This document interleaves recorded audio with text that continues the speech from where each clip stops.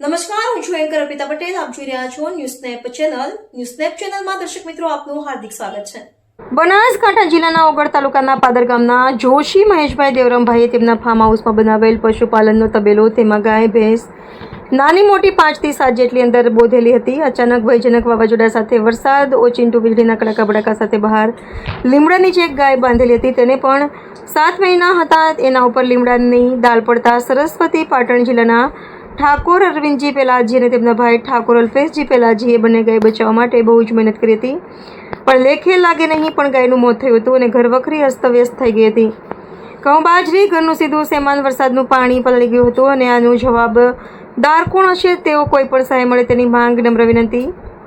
Reporter Om Puri Goswami, Vavtharad. News snap ચેનલને like કરો, share કરો અને સબસ્ક્રાઇબ કરો.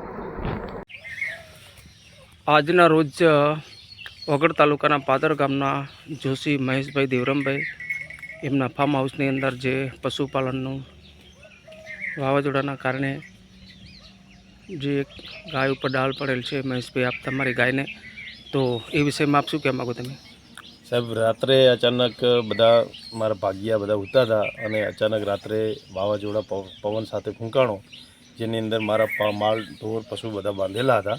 તો અચાનક વાવાઝોડાના કારણે એક ડાળ પડેલી, જેના કારણે તમે જોઈ શકો છો કે આ ગાભણ ગાય 7 મહિના ગાભણ હતી, જે પડવાથી બિચારી દેવ થઈ ગઈ છે.